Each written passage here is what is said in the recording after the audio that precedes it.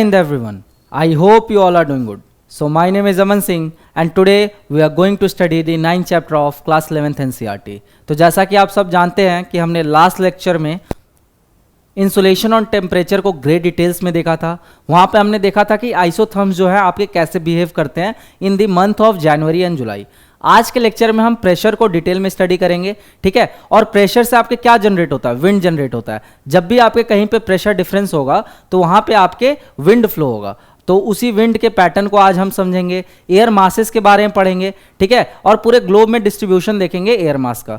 तो आज का चैप्टर बहुत इंपॉर्टेंट रहने वाला है आपका और थोड़ा सा टेक्निकल भी है, तो आपको हो सकता है समझने में प्रॉब्लम आए, बट मैं आपको कोशिश करूंगा इजी से इजी लैंग्वेज में समझाने का। तो ये चैप्टर आप कर लेना क्योंकि आपके प्रीलिम्स के लिए चाहे मेंस के लिए दोनों ही स्टेज के लिए बहुत ज़्यादा इंपॉर्टेंट रहने वाला ये चैप्टर आपका, ठीक है। तो आज के चैप्टर को शुरू करते हैं। सबसे पहले देखो, सबसे पहले चैप्टर शुरू करने से पहले थोड़ा प्रीवियसली हम रिकॉल कर लेते हैं।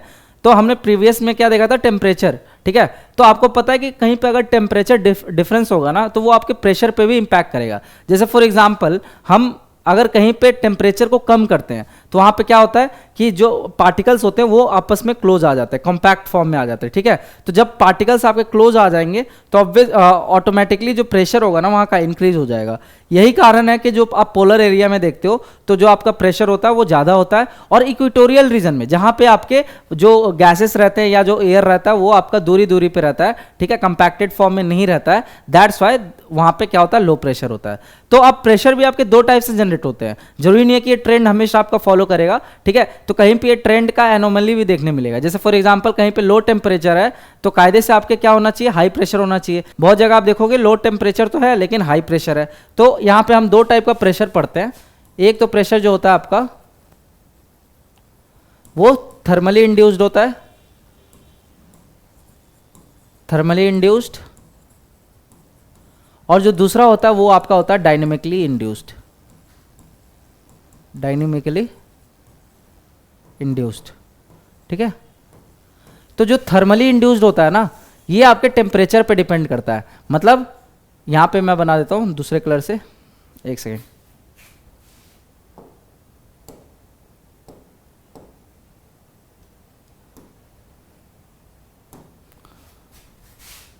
तो ये 1 ले लो, ठीक है, 1 1 2। तो अगर मैं 1 की बात करूं थर्मली इंड्यूस्ड, तो थर्मली इंड्यूस्ड में अगर आपका टेम्परेचर ज़्यादा है, हाई टेम्परेचर, तो आपका प्रेशर क्या होगा, लो प्रेशर। तो कहीं पे टेम्परेचर ज़्यादा है तो प्रेशर क्या हो गया, लो हो गया। अगर मान के चलो आपका टेम्परेचर लो है तो आपका प्रेशर क्या होगा, हाई होगा। मैं आपको चैप्टर के शुरुआत में ये थंब रूल बता दे रहा हूँ, ये बहुत इंपॉर्टेंट है, हाई प्रेशर। आई होप आप लोगों को दिख रहा होगा, ठीक है। तो ये देखो, राइट। तो हमने पहला देख लिया थर्मली इंड्यूस्ड। अब डायनेमिकली इंड्यूस्ड कैसे काम करता है तो ये भी देख लो। तो सेकेंड अगर हम देखें तो डायनेमिकली इंड्यूस्ड में अगर आपका जो एयर है ये राइज कर रहा है, ठीक है, एक्सपैंड कर रहा है, means air rise slash expand, तो यहां पे आपका क्या हो जाएगा, प्रेशर लो हो जाएगा, ठीक है, लो प्रेशर। अगर एयर आपका सबसाइड कर रहा है, एयर सबसाइड कर रहा है या कंपैक्ट, तो ये आपका क्या हो जाएगा, हाई प्रेशर हो जाएगा। अब ये फॉर्मूला के तौर पे आप पूरे चैप्टर में ध्यान रखना बैक ऑफ द माइंड में, ठीक है। तो चैप्टर में जब जब मैं बोलूंगा कि यहाँ पे हाई प्रेशर है, लो प्रेशर है, ठीक है, किस वजह से, थर्मली इंड्यूस्ड, डायनेमिकली इंड्यूस्ड, तो जब भी थर्मली इंड्यूस्ड बोलूंगा तो आप टेम्परेचर रिलेट कर लेना ये वाला, और जब भी मैं डायनेमिकली इंड्यूस्ड बोलूंगा तो ये वाला रिलेट कर लेना कि कहीं पे एयर राइज हो रहा है तो लो प्रेशर होगा, कहीं पे एयर सबसाइड कर रहा है तो आपका हाई प्रेशर होगा। इतना आपको बेसिक क्लियर हुआ। तो वही यहाँ पे बता रहा है, temperature affects air behaviour and atmospheric pressure, air expands when heated and compresses when cooled. तो जब आपका एयर एक्सपैंड करता है कब, जब आपका एयर हीट होता है, और जब आपका एयर कूल होता है तो वो क्या होता है, कंपैक्ट हो जाता है, ठीक है। उसके बाद this leads to variation in atmospheric pressure, और जहां पे भी आपके एटमॉस्फेरिक प्रेशर में वेरिएशन आ जाएगा तो वहां पे क्या आपको देखने को मिलेगा, विंड मूवमेंट देखने को मिलेगा, ठीक है, मतलब एयर फ्लो करेगा। तो अगर मान के चलो यहाँ पे हाई प्रेशर है, यहाँ पे लो प्रेशर है, ठीक है, तो हाई प्रेशर से लो प्रेशर में हमेशा जो विंड है क्या करेगा, एयर जो है मूव करेगा, ठीक है। और यही जब एयर हॉरिजॉन्टली मूव कर रहा है तो इसको हम क्या बोल देते हैं, विंड बोल देते हैं, हॉरिजॉन्टली, ठीक है, तो इसको हम क्या बोल देंगे, विंड बोल देंगे। तो आपने एक एडवेक्शन करके फिनोमेना पढ़ा था, एडवेक्शन, तो एडवेक्शन भी क्या था आपका, बेसिकली ट्रांसफर ऑफ हीट या movement of heat in horizontal direction, इतना समझ आया। So pressure variation drive air movement. Air moves from areas of high pressure to areas of low pressure. Horizontal air motion is known as wind. ये आपको मैंने definition बता दिया। Then atmospheric pressure also dictates whether air will rise or sink. तो आपका atmospheric pressure determine करता है कि जो आपका एयर है वो राइज करेगा या सिंक करेगा। और विंड का ग्लोबल इंपैक्ट हमें कैसे देखने को मिलता है, wind redistribute heat and moisture across the planet, ठीक है। तो जो आपका विंड होता है ये क्या करता है, जो भी टेम्परेचर होता है उसको रिडिस्ट्रीब्यूट करता है, ठीक है, पूरे प्लैनेट के across. And this process helps maintain a relatively constant global temperature. फिर आगे देखते हैं हम cloud and precipitation formation, right. तो हम देखते हैं जब एयर आपका कहीं पर राइज करता है तो जैसे ऊपर जाता है तो कूल डाउन होता है, तो वहाँ पे कंडेंसेशन होता है, कंडेंसेशन की वजह से क्या होता है, आपके क्लाउड फॉर्मेशन होता है। तो क्लाउड फॉर्मेशन को हम डिटेल में डील करेंगे नेक्स्ट चैप्टर में, लेकिन यहाँ पे हम थोड़ा सा बेसिक्स उसका देख लेंगे। So the vertical ascent of moist air causes it to cool, cooling leads to the formation of clouds. तो जब आपका हवा ठंडा होता है तो वो कंडेंसेशन होता है उसका, और उसके बाद आपका क्लाउड फॉर्मेशन होता है, समझ है। अब इस चैप्टर में हम क्या क्या देखने वाले हैं, तो यहाँ पे देख लो, ये चैप्टर का आगे ब्रीफ किया हुआ है, अब तक हम पीछे का रिवाइज कर रहे थे। So the causes of pressure difference, ठीक है, तो यहाँ पे हम देखेंगे कि क्या कारण है कि किसी पर्टिकुलर जगह पे आपके प्रेशर डिफरेंस देखने को मिल रहा है। फिर the forces that control atmospheric circulation, तो जो भी आपके एटमॉस्फेरिक सर्कुलेशन हो रहा है, ठीक है, तो कौन से फोर्सेस उसके लिए रिस्पॉन्सिबल हैं, तो इसको भी हम अच्छे से समझेंगे। यहाँ पे हम कोरियोलिस फोर्स के बारे में देखेंगे। Then the turbulent patterns of wind, तो ठीक है, तो आपको अलग अलग विंड पैटर्न देखने को मिलते हैं अक्रॉस द ग्लोब, तो उसको हम पढ़ेंगे डिटेल में। Then formation of air masses, तो एयर मासेस क्या होते हैं, ठीक है, और एयर मासेस आपके कैसे डिफर करते हैं, ये सब के बारे में हम डिटेल में देखेंगे। Then the distributed weather that occur when air masses interact and the phenomena of violent tropical storms, और आज की क्लास में हम साइक्लोन के बारे में ही पढ़ने वाले हैं, साइक्लोन। तो बहुत इंपॉर्टेंट लेक्चर रहने वाला है, बहुत सारे इंपॉर्टेंट कॉन्सेप्ट आपके इस चैप्टर में आएंगे, ठीक है। तो एक एक करके देख लेते हैं। सबसे पहले आता है हमारा एटमॉस्फेरिक प्रेशर। तो अब बताओ प्रेशर क्या होता है आपका, किसी भी पर्टिकुलर एरिया पे या पर यूनिट एरिया पे जब आप कोई फोर्स लगाते हो तो उसको हम क्या बोलते हैं, प्रेशर बोल देते हैं। और वही अगर फोर्स आपके एटमॉस्फेयर द्वारा लगाया जा रहा है तो उसको हम क्या बोल देंगे, एटमॉस्फेरिक प्रेशर, है ना। तो अगर टेक्निकल डेफिनेशन पे जाते हैं हम, so the weight of a column of air contained in an unit area, और ये हम किस कॉलम की बात कर रहे हैं, आपके 76 mm ऑफ मरकरी।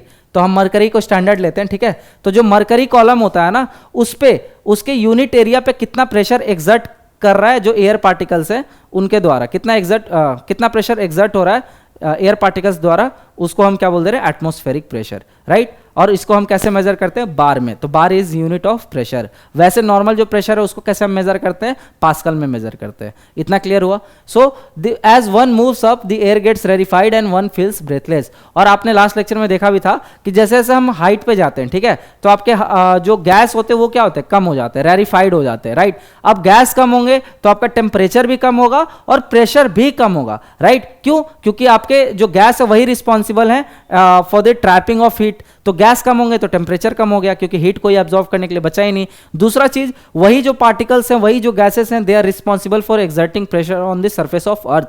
तो अगर रेरिफाइड हो जाएंगे वो, अगर पार्टिकल्स कम हो जाएंगे तो आपका जो पर यूनिट एरिया प्रेशर लग रहा है वो भी आपके कम हो जाएगा। तो ये चीज एकदम माइंड में क्लियर रखना कि हाइट के साथ आपका टेम्परेचर भी कम होता है और प्रेशर भी कम होता है, जो कि मैंने अभी पीछे बताया उससे थोड़ा सा डिफर कर रहा है, कॉन्ट्राडिक्ट कर रहा है, ठीक है। तो इसलिए मैंने बताया प्रेशर आपके दो तरीके से इंड्यूस हो रहा है, एक तो थर्मली इंड्यूस्ड और एक हो रहा है आपका डायनेमिकली इंड्यूस्ड। तो ये वाला जो अभी मैंने एग्जांपल बताया, दिस इज डायनेमिकली इंड्यूस्ड, है ना। तो मतलब हाइट के साथ हमारा टेम्परेचर भी डिक्रीज कर रहा है और प्रेशर भी डिक्रीज कर रहा है। लेकिन जनरली हम ट्रेंड क्या देखते हैं कि जहां पे आपका टेम्परेचर ज्यादा है वहां पे प्रेशर लो होता है, जहां पे आपका टेम्परेचर कम है वहां पे प्रेशर ज्यादा होता है। तो ये as per thermally induced, right. उसके बाद देखो the atmospheric pressure is expressed in unit of millibar. तो हम मिलीबार और बार के जो यूनिट है उसके टर्म में इसको एक्सप्रेस करते हैं। At sea level the average atmospheric pressure is 1013.2 millibar. तो ये वैल्यू याद कर लेना, बहुत इंपॉर्टेंट है। और आप देखते हो कि ज्यादातर गैसेज जो है वो एटमॉस्फेयर के नीचे लोअर लेयर ऑफ एटमॉस्फेयर में क्यों मिलते हैं, due to presence of gravity, ठीक है। तो ग्रेविटी का इंपैक्ट आपको नीचे ज्यादा देखने को मिलता है, तो ज्यादातर जो आपके ये होते हैं गैसेस होते हैं वो आपको लोअर लेयर एयर में ही देखने को मिलेंगे अप टू ट्रोपोस्फेयर। ट्रोपोस्फेयर के ऊपर चले जाओगे तो धीरे धीरे गैसेस एकदम ड्रास्टिकली कम हो जाते हैं, ठीक है, और मेसोस्फेयर से ऊपर तो मिलते भी नहीं है।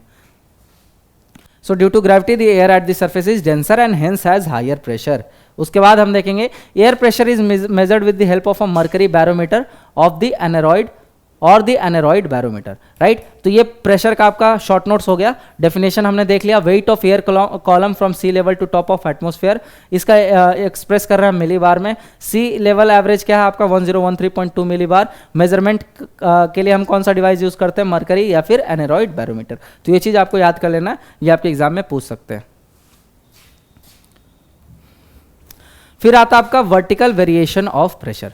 अब दो टाइप का हम डिस्ट्रीब्यूशन देखेंगे। पहले हमने समझ लिया प्रेशर क्या होता है, अब हम देखेंगे वर्टिकल डिस्ट्रीब्यूशन और हॉरिजॉन्टल डिस्ट्रीब्यूशन। तो जब वर्टिकल डिस्ट्रीब्यूशन की बात करेंगे तो अभी जो मैंने आपको बताया कि जैसे जैसे हम हाइट में ऊपर जाते हैं तो हमारा क्या होता है, गैसेस पार्टिकल कम हो जाते हैं। गैसेस पार्टिकल कम हो जाते हैं तो जो प्रेशर एक्सर्ट किया जा रहा है गैस पार्टिकल द्वारा वो भी ऑटोमेटिकली कम हो जाता है, ठीक है। तो देखो वर्टिकल जो प्रेशर ग्रेडियंट होता है ना वो आपका बहुत ज्यादा होता है as comparison to horizontal pressure gradient, लेकिन हमें दिखता क्यों नहीं है? ज्यादातर हमें हवा उठता हुआ क्यों नहीं दिखता? हमें हवा ज्यादातर ऐसे हॉरिजॉन्टली फ्लो होते हुए दिखता है। क्यों? क्योंकि आपका जो ग्रेविटी है ना ये आपके काउंटर बैलेंस कर देता है। मतलब ये चीज क्लियर रखना, यहाँ पे जो स्टेटमेंट दिया है कि आपके जो वर्टिकल प्रेशर ग्रेडियंट है ये हॉरिजॉन्टल के मुकाबले बहुत ज्यादा है, लेकिन फिर भी आपको ज्यादातर हवा हॉरिजॉन्टल मूवमेंट करते हुए दिखता है। तो इसका रीजन ये है कि वर्टिकल मूवमेंट का जो हवा का होता है ना, जिसके थ्रू क्लाउड फॉर्मेशन होता है, उसको कौन बैलेंस कर देता है? आपका ग्रेविटी बैलेंस कर देता है। That's why generally we don't see vertical movement of air. ये क्लियर हुआ? नहीं क्लियर हुआ तो आप डाउट रिजोल्यूशन में पूछ लेना, ठीक है। So in the lower atmosphere pressure decreases rapidly with height, ये मैंने बता दिया।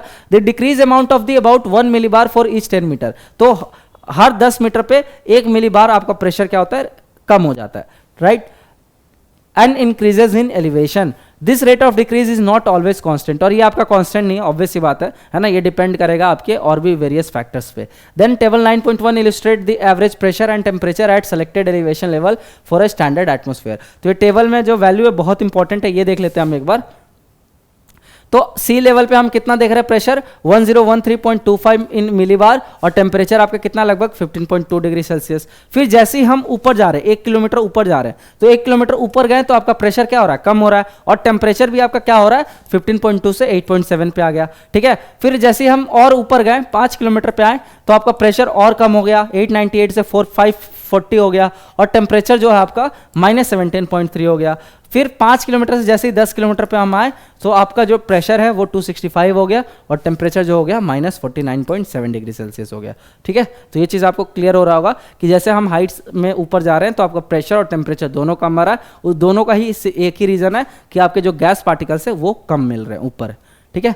फिर the vertical pressure gradient force is significantly larger than the horizontal pressure gradient force. तो यही मैं आपको बता रहा था। अब आपको क्वेश्चन माइंड में भी आ रहा होगा कि प्रेशर ग्रेडियंट सर क्या हो रहा है, तो बहुत बच्चों को पता होगा, लेकिन जो एकदम बेसिक्स कर रहे हैं, जो एकदम से अभी 12th पास करके आए तो उनके लिए मैं बता दूं, प्रेशर ग्रेडियंट बेसिकली क्या है आपका प्रेशर डिफरेंस, उसी को हम क्या बोल रहे हैं प्रेशर ग्रेडियंट फोर्स, ठीक है। तो जब आपका प्रेशर डिफरेंस आता है हाई प्रेशर और लो प्रेशर, ठीक है, तो सरफेस पे जब आपके हाई प्रेशर और लो प्रेशर जनरेट होता है तो विंड मूवमेंट होता है आपका, राइट। तो ये किसके वजह से होता है आपका, due to pressure gradient force. समझ आया? तो वही जो मैं बता रहा था आपको यहाँ पे लिखा हुआ, however this vertical force is typically balanced by a near equal but opposite gravitational force, consequently we do not commonly experience strong upward winds, ठीक है। तो इसमें जो की पॉइंट था वो क्या था आपका, कि आपका जो प्रेशर है 1 मिली बार कम होता है एट एवरी 10 मीटर एलिवेशन। फिर आता आपका हॉरिजॉन्टल डिस्ट्रीब्यूशन ऑफ प्रेशर। अब जैसे हमने हॉरिजॉन्टल डिस्ट्रीब्यूशन ऑफ टेम्परेचर में क्या देखा था, आपके आइसोथर्म देखा था, वैसे ही हॉरिजॉन्टल डिस्ट्रीब्यूशन ऑफ प्रेशर की जब बात करेंगे तो हम आइसोबार देखेंगे। तो आइसोथर्म हमने क्या बोला था कि the line joining the places having similar temperature, वैसे ही हम आइसोबार किसको बोल रहे हैं, the line joining the places having similar pressure, right. तो जो भी सिमिलर प्रेशर वाले जो प्लेसेस होंगे उनको हम एक इमेजिनरी लाइन से कनेक्ट कर देंगे, ठीक है, तो वो उसका पर्टिकुलरली आइसोबार हो जाएगा। तो आइसोबार का जो कैरेक्टरिस्टिक है वो क्या है कि जहां पे लो प्रेशर होगा वहां पे आपको एक से ज्यादा इनसर्कल दिखेंगे, ठीक है। वैसे हाई प्रेशर में भी आपको एक से ज्यादा गोले दिखेंगे। तो वही चीज यहां पे हमें पढ़ना है पूरे वर्ल्ड के रिस्पेक्ट में। तो ये डायग्राम आप देख सकते हो, जैसे यहाँ पे लो प्रेशर है, ठीक है, यहाँ पे फिर धीरे धीरे बढ़ रहा है प्रेशर, ये बढ़ रहा है प्रेशर, राइट। फिर यहाँ पे हाई प्रेशर है, यहाँ पे लो प्रेशर है। तो ये आपका नॉर्दर्न हेमिस्फीयर पे आइसोबार और pressure and wind system illustrate किया गया यहाँ पे इस डायग्राम में।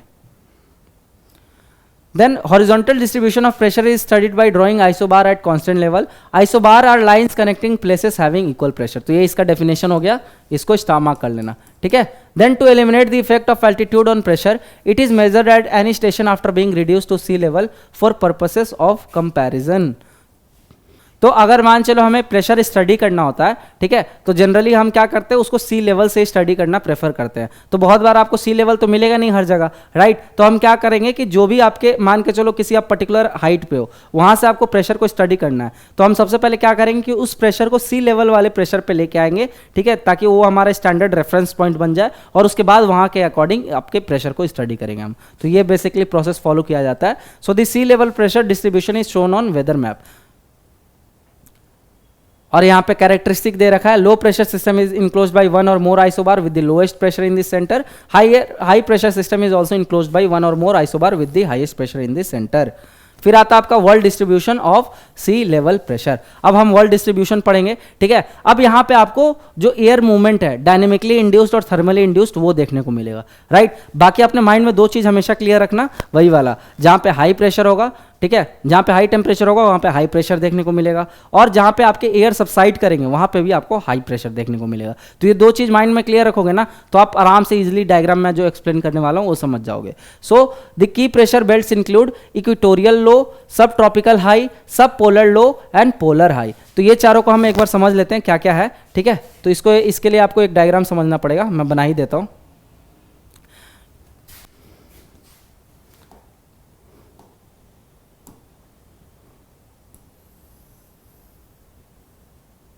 तो मान के चलो ये अर्थ है, ठीक है। अब ये हो गया आपका इक्वेटर 0 डिग्री, ठीक है। फिर यहाँ पे मैं ले लेता हूँ 30 डिग्री, फिर यहाँ पे मैं ले लेता हूँ 60 डिग्री, और यहाँ पे मैं ले लेता हूँ आपका 90 degree. In the similar manner यहाँ पे आपका हो गया 30 डिग्री साउथ, ठीक है। यहाँ पे हो गया आपका 60 डिग्री साउथ, और यहाँ पे हो गया आपका 90 डिग्री। इतना याद रखना, ठीक। ये आपका नॉर्दर्न हेमिस्फीयर हो गया, ये आपका सदर्न हेमिस्फीयर हो गया। अब आपको पता है कि इक्वेटोरियल रीजन पे इंसोलेशन ज्यादा होता है, ठीक है। तो यहाँ पे क्या होंगे, जो एयर होंगे वो कन्वेक्शनल करंट के फॉर्म में राइज करेंगे। इसलिए तो हमने देखा था इसके पिछले चैप्टर में कि एटमॉस्फेयर की थिकनेस इक्वेटर पे आपके ज्यादा होती है एज कंपेरिजन टू पोल्स। क्यों? इसका दो रीजन मैंने बताया था। पहला रीजन तो ये था कि इंसोलेशन ज्यादा होता है, तो आपका कन्वेक्शनल करंट ज्यादा हाइट तक जाते हैं, ठीक है, ज्यादा हाइट तक जाते हैं, तो आपके एटमॉस्फेयर का थिकनेस ज्यादा होता है। सेकंड थिंग मैंने बताया था, जो ग्रेविटेशनल फोर्स होता है, तो वो इक्वेटर पे आपके कम होता है एज कंपैरिजन टू पोल्स, ठीक है। तो इसीलिए आपके जो एटमॉस्फेयर थिकनेस ज्यादा होती है इक्वेटर पे एज कंपैरिजन टू पोल्स। तो ये दो रीजन याद रखना, और पीछे की भी चीजों को रिकॉल करते रहना। तो यहाँ पे क्योंकि आपके सोलर रेज डायरेक्ट फॉल कर रहे हैं, ठीक है, और इंसुलेशन ज्यादा है, तो यहाँ पे आपके एयर क्या करेंगे, राइज करेंगे। तो आप यहाँ से विजुलाइज करने का प्रयास करना। ये यहाँ से एक नॉर्दर्न हेमिस्फीयर में जाएगा और एक ब्रांच इसका सदर्न हेमिस्फीयर में सबसाइड करेगा, ठीक है। और ये 30 डिग्री पे आके क्या करेंगे, सबसाइड कर रहे हैं, राइट। ये भी 30 डिग्री पे आके सबसाइड कर रहे हैं। तो ये आपको क्लियर हुआ, ठीक है। उसके बाद आप देखो 30 डिग्री पे जो सबसाइड कर रहे हैं ना, तो वहां पे क्या बनेगा, याद करो वापस से, मैंने एकदम चैप्टर की शुरुआत में बताया कि जहां पे एयर सबसाइड करेगा वहां पे आपके हाई प्रेशर जोन क्रिएट होता है। तो यहां पे तो लो प्रेशर जोन क्रिएट हुआ। मैं कलर चेंज कर लेता हूं। यहां पे जनरली आपके लो प्रेशर जोन क्रिएट हुआ, और यहां पे आपके क्या क्रिएट हो रहा है, हाई प्रेशर जोन, ठीक है। उसके बाद फिर ये यहां से भी एयर क्या होगा, अब देखो ये वाला बेल्ट आपको क्लियर हुआ, ये वाला सर्कल क्लियर हुआ। अब मान चलो ये पोलर रीजन में आ गया हम, तो पोलर रीजन में क्योंकि आपके कूल टेम्परेचर है, तो प्रेशर क्या होगा, हाई प्रेशर होगा। तो यहां पे ले लो आप हाई प्रेशर, ठीक है, और यहां पे भी आप ले लो हाई प्रेशर, राइट। अब देखो, अब यहां से हवा क्या होगा, हाई प्रेशर से लो प्रेशर की तरफ मूव करेगा, ठीक है। और यहां पे भी क्योंकि हाई प्रेशर है, तो यहां से हवा लो प्रेशर की तरफ मूव करेगा, राइट। और यहां पे आपके एयर वापस से राइज करेगा और यहां पे आके सबसाइड करेगा, ठीक है। तो अब आपको एक पैटर्न दिख रहा होगा कि यहाँ पे आपके लो प्रेशर बन रहा है, यहाँ पे आपके हाई प्रेशर बन रहा है, यहाँ पे आपके लो प्रेशर बन रहा है, यहाँ पे आपके हाई प्रेशर बन रहा है। इन द सिमिलर मैनर यहाँ पे लो प्रेशर है तो यहाँ पे हाई प्रेशर बन रहा है क्योंकि एयर सबसाइड कर रहा है, फिर यहाँ पे लो प्रेशर बन रहा है और यहाँ पे आपके हाई प्रेशर बन रहा है। समझ आइए। अब देखो इसमें से दो जो है आपके थर्मली इंड्यूस्ड है, दो आपके डायनेमिकली इंड्यूस्ड है। थर्मली इंड्यूस्ड कौन से है? यहाँ ये वाला। क्यों? क्योंकि यह लो टेम्परेचर की वजह से बन रहा है लो प्रेशर, तो ये हो गया आपका थर्मली इंड्यूस्ड। तो इसको आप लिख सकते हो थर्मली इंड्यूस्ड, टीआई में लिख दे रहा हूं, ठीक है। उसके बाद क्योंकि यहां पे एयर सबसाइड कर रहा था तो टेम्परेचर जो था वो 30 डिग्री पे भी लो था, लेकिन यहां पे क्योंकि एयर सबसाइड कर रहा था इसलिए हाई प्रेशर बन रहा है, राइट। और इसलिए हम इस जगह को क्या बोलते हैं? सब tropical high pressure belt, right. Horse latitude भी इसको बोलते हैं दूसरे नाम से। तो यहां पे किस वजह से बन रहा है? Dynamically induced, dynamically induced. ये आपका क्यों बन रहा है? Thermally induced. In the similar manner अब यहां पे क्योंकि एयर वापस से राइज कर रहे हैं तो यहां पे क्या हो गया? Dynamically induced. क्योंकि यहां पे टेम्परेचर तो लो है तो कायदे से प्रेशर हाई होना चाहिए था, लेकिन यहां पे प्रेशर लो क्यों है? क्योंकि यहां पे एयर एक्सपैंड कर रहे हैं, राइज कर रहे हैं, तो इसलिए यहां पे लो प्रेशर जनरेट हो रहा है। मतलब यहां पे प्रेशर किस वजह से हो रहा है? Low pressure generate dynamically induced, है ना, हवा के राइज होने की वजह से। लेकिन वही पोलर रीजन में देख रहे हैं तो पोलर रीजन में क्योंकि ठंडा बहुत ज्यादा है तो यहां पे हाई प्रेशर जोन क्रिएट हो रहा है। तो पोलर रीजन जो है ये आपका थर्मली इंड्यूस्ड है और ये आपका डायनेमिकली इंड्यूस्ड है। तो दो आपके जो है वो थर्मली इंड्यूस्ड हो गए, दो आपके डायनेमिकली इंड्यूस्ड हो गए। और इसी चैप्टर में अभी आप आगे देखोगे कि ये जो पहला सेल है ये आपका क्या है? हैडली सेल है, इसको हैडले बोलते हैं, ठीक है। फिर आता है आपका फेरल सेल, ये वाला 30 से लेके आपका 60 तक आ जाता है आपका फेरल सेल, और उसके बाद आ जाता है आपका पोलर सेल, ठीक है, polar cell.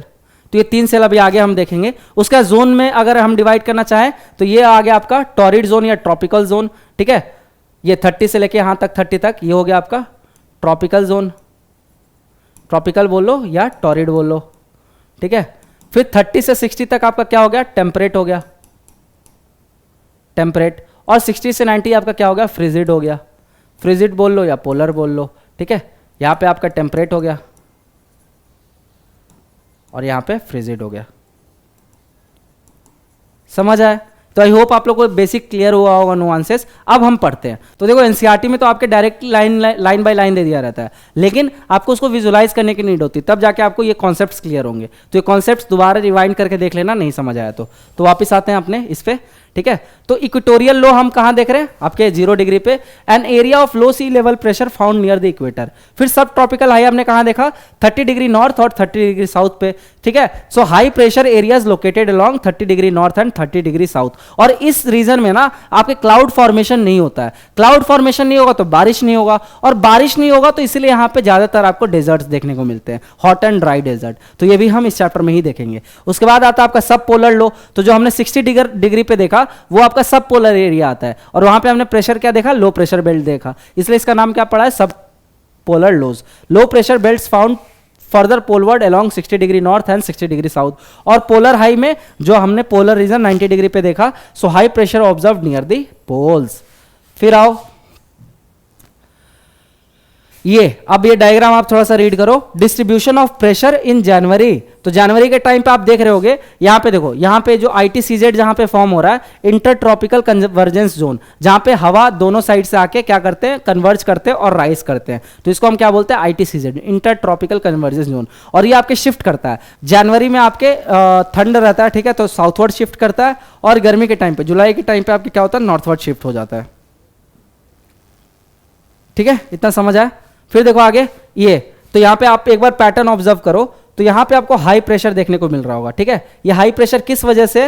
Due to presence of सब ट्रॉपिकल हाई प्रेशर बेल्ट। तो यहां पे इसीलिए आपको ये कंसेंट्रिक सर्कल के फॉर्म में देखने को मिल रहा है, राइट। उसके बाद यहां पे आपको हाई प्रेशर देखने को मिल रहा है, यहां पे आपको हाई प्रेशर देखने को मिल रहा है, लो प्रेशर यहां पे है, ठीक है। ITCZ पे आपके लो प्रेशर है। फिर और साउथ डायरेक्शन में आओगे तो यहां पे हाई प्रेशर देखने को मिल रहा है, राइट। तो ये पैटर्न आपको समझना है और रीड करना है। वैसे यहां पे आप देखो तो अब क्या आपको चेंजेस देखने को मिल रहा है कि ये जो हाई प्रेशर जो आपके डिस्क्रीटेड फॉर्म में थे यहाँ पे आपके कंटिन्यूअस फॉर्म में आ गए, ठीक है। क्यों? क्योंकि आपका जो प्रेशर बेल्ट है ये आपके नॉर्थवर्ड शिफ्ट कर गया। तो जैसे ही नॉर्थवर्ड शिफ्ट किया तो इंडिया में देख पा रहे होगे आप कि यहाँ पे जो सेंट्रल पार्ट ऑफ इंडिया है, खासकर नॉर्दर्न पार्ट ऑफ इंडिया, यहाँ पे लो प्रेशर बेल्ट जनरेट हो जाता है। तभी तो साउथ वेस्ट वाला मानसून फेनोमेना देखने को मिलता है, क्योंकि इंडिया में लो प्रेशर जनरेट होता है और मास्करीन हाई में हाई प्रेशर जनरेट होता है। तो विंड जो होता है high pressure to low pressure move करता है, तो हमारे यहाँ पे साउथ वेस्ट मानसून फेनोमेना देखने को मिलता है। तो ये देख पा रहे होगे कि इंडिया में लो प्रेशर जनरेट हो गया due to shifting of pressure belt toward northward in the month of July, ठीक है। तो ये चीज ध्यान रखना। फिर यहाँ पे हाई प्रेशर एज यूजुअल, यहाँ पे high pressure high pressure high pressure, ठीक है। तो ये शिफ्टिंग ऑफ प्रेशर बेल्ट भी मैंने आपको करा रखा है प्रीवियस क्लासेस में, आगे और दोबारा करा दूंगा, ठीक है। तो और आपको क्लियर हो जाएगा ये चीज। फिर आता है आपका characteristic of this pressure belt. तो ये आपके परमानेंट नहीं होते नेचर में, तो ये कॉमन सेंस है। दूसरा चीज, they oscillate with the apparent movement of the sun. तो जैसे जैसे सन आपका मूव करता है उस हिसाब से ये प्रेशर बेल्ट क्या होते हैं, मूव करते हैं एक जगह से दूसरी जगह। फिर इन the northern hemisphere they move southward in winter and they move northward in summer. तो ये चीज बहुत इंपॉर्टेंट है, स्टॉक मार्क कर लेना कि विंटर में ये साउथवर्ड मूव करते हैं प्रेशर बेल्ट जो है, और समर में ये नॉर्थवर्ड मूव करते हैं। तो यहां से पोटेंशियल प्रीलिम्स का क्वेश्चन बन सकता है, पीटी अलर्ट लिख लो, ठीक है। फिर आता है आपका आगे force affecting the velocity and direction of wind. तो अब वेलोसिटी और डायरेक्शन ऑफ विंड को क्या क्या चीजें इंपैक्ट करेगा। तो सबसे पहले आप सोचो, यहां पे लॉजिक लगाओ, यहां पे डायरेक्ट आप जंप मत करो, आप खुद से बताओ कि अगर विंड का स्पीड को क्या क्या फैक्टर आपके इंपैक्ट कर सकता है। तो सबसे पहले तो आपके माइंड में ये आ रहा होगा कि कोई अगर पाथ पे विंड के पाथ पे ऑब्स्ट्रक्शन आ गया तो वो भी विंड के स्पीड को इंपैक्ट करेगा, है ना। तो ये सही सोच रहे हो आप। तो आप लिख सकते हो फ्रिक्शन या फिर obstruction on the path of wind. अगर ये दोनों चीज है तो ये दोनों विंड के मूवमेंट को या स्पीड को इंपैक्ट कर रहे होंगे। दूसरा चीज प्रेशर ग्रेडियंट फोर्स, ये भी तो इंपैक्ट करेगा ना। तो अगर कहीं पे वेल डेवलप्ड होगा हाई प्रेशर और लो प्रेशर तो वहां पे आपको बहुत तेजी से विंड फ्लो करते हुए दिख रहा होगा, ठीक है। लेकिन अगर कहीं पे आपके वीकली डेवलप्ड है, मतलब प्रेशर डिफरेंस बहुत ज्यादा नहीं है, तो वहां पे बहुत लाइट विंड देखने को मिलेगा। तो दूसरा कारण मैंने क्या बता दिया, प्रेशर ग्रेडियंट फोर्स। तीसरा कारण आपका कोरियोलिस फोर्स, ये भी आपके इंपैक्ट करता है विंड के वेलोसिटी को। चौथा कारण आप क्या सोच सकते हो, टेम्परेचर डिफरेंस। तो अगर कहीं पे टेम्परेचर डिफरेंस है तो प्रेशर डिफरेंस देखने को मिलेगा, है ना। कहीं पे एयर सबसाइड कर रहा है, राइज कर रहा है, तो वहां पे भी आपको प्रेशर डिफरेंस देखने को मिलेगा। तो ये सब कुछ फैक्टर्स हैं जो कि यहाँ पे लिस्ट किए गए हैं, इसको आपको याद करना है एज इट इज। सो पहले देख लो, the rotation of earth also affect the wind movement, जिसको हम कोरियोलिस फोर्स बोल रहे हैं। फिर आपका pressure gradient force, frictional force, Coriolis force, ये तीन सबसे मेन है जो कि विंड के वेलोसिटी को क्या करेंगे, डिटरमाइन करेंगे, right. In addition the gravitational force acts downward, और आपका ग्रेविटेशनल फोर्स भी कुछ एक्सटेंट तक आपके प्रेशर को इंपैक्ट करता है। फिर देखो आगे प्रेशर ग्रेडियंट फोर्स। अब प्रेशर ग्रेडियंट फोर्स क्या होता है, तो सिंपल, अगर कहीं दो प्लेस पे प्रेशर डिफरेंस है जिसकी वजह से आपके विंड मूवमेंट हो रहा है, ठीक है, तो उसको हम क्या बोल देंगे, प्रेशर ग्रेडियंट फोर्स, राइट। अब आपको मैं तीन रिलेशन बता रहा हूं, ठीक है, ये रिलेशन याद कर लेना, बहुत इंपॉर्टेंट है। तो सबसे पहले आपका आता है आइसोबार, ठीक है, ये मान के चलो आइसोबार है। तो आइसोबार के हमेशा पैरेलल होता है, परपेंडिकुलर होता है आपके PGF, pressure gradient force, pressure gradient force, ठीक है। तो जब आइसोबार के पैरेलल होता है प्रेशर ग्रेडियंट फोर्स, और विंड मूवमेंट आपके कैसे होगा, तो विंड मूवमेंट आपके डिपेंड करेगा कोरियोलिस फोर्स पे, ठीक है। तो फॉर एग्जांपल नॉर्दर्न हेमिस्फीयर में हमारा विंड है, किस डायरेक्शन में डिफ्लेक्ट करता है, राइट साइड में डिफ्लेक्ट करता है, राइट। अगर विंड के पास फ्रिक्शन कम है तो उसकी वेलोसिटी ज्यादा होगी, अगर वेलोसिटी ज्यादा होगी तो कोरियोलिस फोर्स ज्यादा होगा। तो ये जो विंड का डायरेक्शन होगा वो क्या हो जाएगा, ऐसे हो जाएगा, ठीक है, आपके पैरेलल टू आइसोबार्स, राइट। तो ये तीनों का बीच का रिलेशन मैं बताता हूं, pressure gradient force, wind velocity, और इसके परपेंडिकुलर क्या होता है, कोरियोलिस फोर्स, ठीक है। तो आपका प्रेशर ग्रेडियंट फोर्स तो ऐसे ही रहेगा। अगर विंड पे कम अगर बैरियर आता है, मान चलो विंड का डायरेक्शन ये है राइट वे, तो आपका कोरियोलिस फोर्स इसके परपेंडिकुलर रहता है हमेशा विंड वेलोसिटी के। तो ये हो गया पीजीएफ, ये हो गया कोरियोलिस फोर्स, और ये हो गया आपका विंड, ठीक है। अगर मान के चलो ये wind due to less friction जब हाइट पे आप चले जाते हो तो वहां पे तो पहाड़ और ये सब नहीं मिलते हैं ना, तो आपका फ्रिक्शन कम हो जाता है विंड का, तो ये विंड की स्पीड बढ़ जाती है। इन्हीं को हम जियोस्ट्रॉपिक विंड भी बोलते हैं, तो ये भी अभी हम देखेंगे।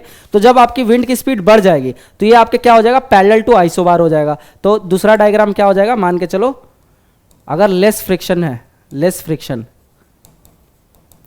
तो आपका जो विंड का मूवमेंट ऐसे हो जाएगा, ठीक है, पैरेलल टू आइसोबार। तो जब विंड का मूवमेंट ऐसे हुआ तो कोरियोलिस फोर्स इसके परपेंडिकुलर लगता है, तो ये ऐसे लगेगा, ठीक है।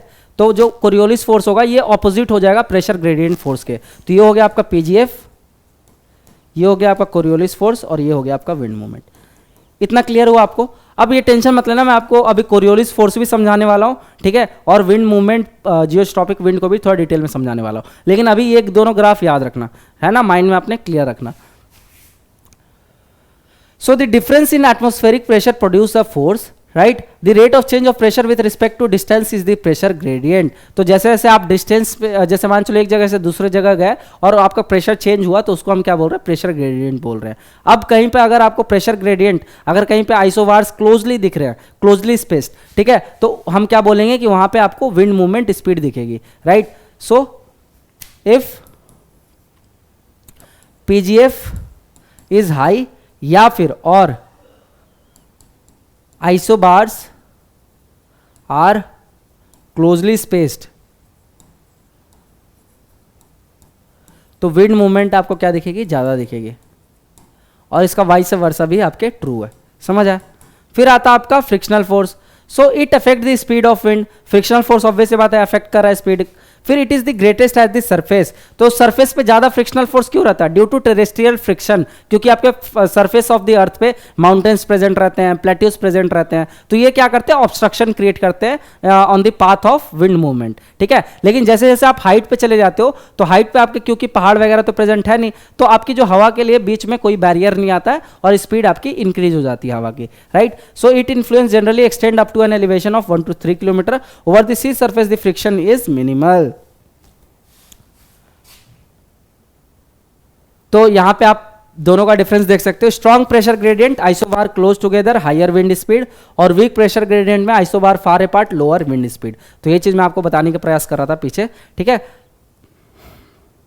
और frictional effect greatest at surface, extend up to 1 to 3 kilometre elevation, minimal over sea surface. तो ये चीज नोट कर लेना आप, ठीक है, ये आपके लिए इंपॉर्टेंट है। फिर आ गया कोरियोलिस फोर्स। अब कोरियोलिस फोर्स को थोड़ा हम समझने का प्रयास करते हैं। तो बेसिकली कोरियोलिस फोर्स क्या है, कोई अलग से फोर्स नहीं है, बेसिकली ये एक इफेक्ट है। ये इफेक्ट कैसे आपके प्रोड्यूस हो रहा है, due to the rotation of earth, right. तो जब आपका अर्थ रोटेट कर रहा है ऑन इट्स एक्सिस, तो आपका एक फोर्स जनरेट हो रहा है। तो इसको आप समझने की कोशिश करो। जैसे फॉर एग्जाम्पल देखो, एक कार है ए और एक कार है बी, राइट। तो इस सिनेरियो में दोनों की जो स्पीड है वो सेम है, ठीक है, एक्स और वाई मान लो। इसकी स्पीड एक्स है, इसकी स्पीड वाई है।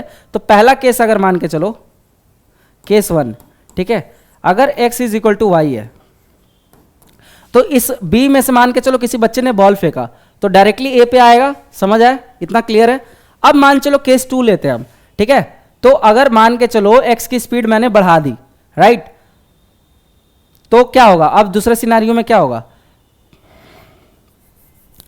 कि जो आपका a है वो आगे निकल गया, ठीक है, और जो b है वो पीछे रह गया। तो मान के चलो अगर b से किसी बच्चे ने बॉल फेंका होगा तो a तो आगे निकल गया, ठीक है। तो कहीं ना कहीं बॉल कहां गिर रहा है, a के पीछे हिस्से में गिर रहा है, मतलब यहां पे जा रहा है बॉल, इसके पिछले हिस्से में। तो अगर हम इस ऊपर वाले अगर इमेज के रिस्पेक्ट में देखेंगे तो आपका डिफ्लेक्शन कैसे हो रहा है? आपका डिफ्लेक्शन ऐसे हो रहा है ना, इसके पीछे वाले डायरेक्शन में, मतलब लेफ्ट साइड मूव हो रहा है, ठीक है। तो अगर हम लो स्पीड से हाई स्पीड की तरफ जा रहे हैं तो आपका डिफ्लेक्शन का इफेक्ट कैसे देखने को मिल रहा है? लेफ्ट में देखने को मिल रहा है, ठीक है। और यही सेम चीज क्या हो रहा है आपके अर्थ में हो रहा है। तो अगर आप अर्थ को लेते हो तो आपके इक्वेटर पे पता है स्पीड ज्यादा होती है। क्यों ज्यादा होती है? क्योंकि सिमिलर रोटेशन करने में इक्वेटर में आपको लार्जेस्ट डिस्टेंस कवर करना होता है। तो टाइम का आपने फॉर्मूला पढ़ा है ना, time is equal to distance upon में स्पीड। तो अगर डिस्टेंस मेरे को ज्यादा कवर करना हुआ, ठीक है, speed is equal to distance upon में टाइम। तो अगर मुझे डिस्टेंस ज्यादा ट्रैवल करना है तो स्पीड भी ज्यादा मेरे को रखना होगा, है ना। तो इसीलिए इक्वेटर पे आपकी स्पीड ज़्यादा होती है, और आपके जैसे जैसे आप नीचे जाते हो तो आपकी स्पीड कम होती है। रोटेशनल स्पीड की मैं बात कर रहा हूँ, ठीक है। तो आपके अगर लो स्पीड से हाई स्पीड पे कोई चीज़ जा रही है तो लेफ्ट में डिफ्लेक्ट करेगी। इतना क्लियर हुआ। तो अगर मान के चलो ये अर्थ है हमारा, ठीक है, अगर ये लो स्पीड है, यहां से मैं हाई स्पीड की तरफ जा रहा हूं, तो आपका डिफ्लेक्शन कैसे हो रहा है? अभी मैंने बताया ये इमेज के रिस्पेक्ट में लेफ्टवर्ड डिफ्लेक्शन हो रहा है, समझ है। वैसे ही अगर ये है लो स्पीड, ठीक है, लो स्पीड है, तो यहां से आपका डिफ्लेक्शन कैसे होगा, ठीक है। अब दूसरा सिनेरियो लो, केस थर्ड। अगर मान के चलो ए की स्पीड स्लो हो गई बी की स्पीड से, ठीक है, तो अब बॉल कहां जाएगा, आपके आगे जाएगा। अब देखो दूसरा मैं दिखा देता हूं, सॉरी तीसरा केस में मैं क्या बता रहा हूं कि y की स्पीड क्या हो गई, ज्यादा हो गई, ठीक है, ये y है, सॉरी b है, b की स्पीड क्या थी, y थी, तो y अब क्या हो गई, ग्रेटर देन x हो गई, ठीक है, x पीछे रह गया, ठीक है। तो अगर मान के चलो b से किसी बच्चे ने बॉल फेंका होगा, तो आपको रिस्पेक्ट में पहले इमेज के देखना है, ठीक है। पहले इमेज को आप रेफरेंस ले लो, ये वाला जो इमेज है ये रेफरेंस आपका। तो मान के चलो b से किसी बच्चे ने बॉल फेंका a में, ठीक है, तो आपका क्योंकि b का स्पीड ज्यादा हो गया तो बॉल कहां गिरेगा, a के आगे में गिरेगा। इतना क्लियर हुआ ना, a के आगे में ही तो गिरेगा, ये जब आगे बढ़ जाएगा, तो जब ये आगे बढ़ गया तो ये बॉल फेंका तो बॉल इसके आगे में गिरा, ठीक है। अब वापिस से इस वाले इमेज पे आओ, तो इस वाले इमेज के रिस्पेक्ट में देखा जाए तो बी से बॉल फेंका हमने तो ये आगे गिर रहा है ना, तो आपको क्या दिख रहा है, राइट डिफ्लेक्शन दिख रहा है। तो वही चीज हो रहा है अर्थ में। तो जब हमारा ये लो स्पीड से हाई स्पीड की तरफ आ रहा है नॉर्दर्न हेमिस्फीयर में, तो बॉल कैसे डिफ्लेक्ट होगा, आपका एयर कैसे डिफ्लेक्ट होगा, आपके राइट साइड में डिफ्लेक्ट होगा, इस डायरेक्शन में, समझ है। तो इसीलिए हम बोलते हैं कि नॉर्दर्न हेमिस्फीयर में जो डिफ्लेक्शन होती है ये राइटवर्ड साइड होती है, और आपके साउदर्न हेमिस्फीयर में जो भी डिफ्लेक्शन होती है आपके लेफ्ट साइड में होती है। तो इसको आप अगर नहीं भी समझ आया होगा ना, तो आप as a thumb rule, as a formula याद रख लो कि नॉर्दर्न हेमिस्फीयर में हमेशा विंड का डिफ्लेक्शन किस डायरेक्शन में होगा, राइट डायरेक्शन में होगा।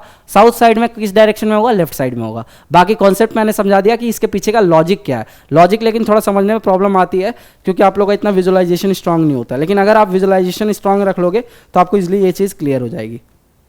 तो चाहो तो आप रिवाइंड भी करके इसको देख सकते हो, ठीक है। तो आप देखो, the rotation of the earth about its axis affects the direction of the wind. This force is called the Coriolis force, named after the French physicist who described it in 1844. तो ये इतना इंपॉर्टेंट नहीं है। फिर it deflects the wind to the right direction in the northern hemisphere, यही मैं आपको बताया, और to the left in the southern hemisphere. Then the deflection is more pronounced when the wind velocity is high. तो जब आपकी wind velocity ज्यादा होती है तो आपकी क्या होगी, डिफ्लेक्शन और ज्यादा होगी, राइट। तो ये चीज भी याद रखना, कोरियोलिस फोर्स दो चीज पे डिपेंड करता है, एक तो विंड वेलोसिटी पे, दूसरा चीज एंगल पे। तो एंगल आपके कहां पे ज्यादा है, पोल पे ज्यादा है, 90 डिग्री है ना, और इक्वेटर पे आपका एंगल क्या है, कम है, 0 डिग्री। तो इसलिए इक्वेटर पे आपको कोरियोलिस फोर्स ना के बराबर देखने को मिलता है। वही आप पोल पे जाओगे तो आपको कोरियोलिस फोर्स मैक्सिमम देखने को मिलता है। फिर दूसरी बात रही विंड वेलोसिटी की, तो विंड वेलोसिटी आपके जमीन पे टेरेस्ट्रियल फ्रिक्शन की वजह से क्या होती है, स्लो होती है, तो कोरियोलिस फोर्स आपको कम देखने को मिलेगा। लेकिन वही कोरियोलिस फोर्स जब विंड आपके ऊपर से फ्लो होती है, ठीक है, 3 किलोमीटर के अबव फ्लो होती है, तो आपकी विंड वेलोसिटी ज्यादा हो जाती है, तो कोरियोलिस फोर्स आपको ज्यादा देखने को मिलता है, उसका इंपैक्ट ज्यादा देखने को मिलता है। अब वापस आओ इस डायरेक्शन, इस वाले डायग्राम पे, जो मैं आपको डायग्राम यहां पे एक्सप्लेन किया था, ये वाला डायग्राम, ठीक है। तो ये था नॉर्मल केस, राइट। तो यहां पे आपके विंड इस डायरेक्शन में मूव कर रहे थे, क्यों, क्योंकि यहां पे कुछ आपके टेरेस्ट्रियल फ्रिक्शन था, तो आपके कोरियोलिस फोर्स जो था इस तरीके से एक्ट कर रहा था, इसके परपेंडिकुलर। लेकिन जैसे ही हाइट पे गई, ठीक है, लेस फ्रिक्शन की वजह से हाइट पे गई, ठीक है, तो जो विंड वेलोसिटी बढ़ गई, तो आपका जो कोरियोलिस फोर्स हुआ ये क्या हुआ, opposite to pressure gradient force. तो ये देख रहे होगे कोरियोलिस फोर्स एकदम से ऑपोजिट आ गया, राइट। तो ये आपको अब इमेज क्लियर हो रहा होगा कि ये मैंने कैसे बनाया था, किस। तो ये सब इमेज जो छोटी छोटी मैं आपको प्रोवाइड कर रहा हूँ ना, आप डायरेक्टली अपने मेंस में भी लिख सकते हो, और इसका रेफरेंस देके लिखोगे ना तो आपको और अच्छे मार्क्स मिलेंगे, और आपके प्रीलिम्स में भी पूछेगा तो आप इजिली ये चीज़ आंसर कर सकते हो। डायरेक्ट स्टेटमेंट बेस्ड फ्रेम करके पूछ देगा कि जो जियोस्ट्रॉपिक विंड्स होते हैं इनमें जो कोरियोलिस फोर्स होते हैं they flow opposite to the pressure gradient force. तो ये सही है या गलत है? तो अभी हमने देखा जियोस्ट्रॉपिक विंड के केस में जो कोरियोलिस फोर्स है ये opposite to pressure gradient force है, तो मतलब ये स्टेटमेंट बिल्कुल सही है। तो इस टाइप से आपके प्रीलिम्स में क्वेश्चन फ्रेम करेंगे। तो इतना आसान नहीं है, आपको रिवाइज करना पड़ेगा थोड़ा बार बार और विजुलाइज करना पड़ेगा, तब जाके चीजें क्लियर होंगी। ठीक है, फिर आ गया it effect is maximum at pole absent at the equator, ये भी मैंने बता दिया। और ये भी स्टेटमेंट आपके आ चुका प्रीलिम्स एग्जामिनेशन में कि जो कोरियोलिस फोर्स होता है उसका इफेक्ट इक्वेटर पे नहीं देखने को मिलता है, जीरो होता है, ठीक है।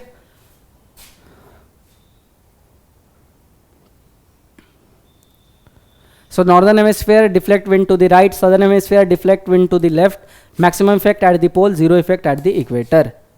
फिर आओ Coriolis force and wind pattern.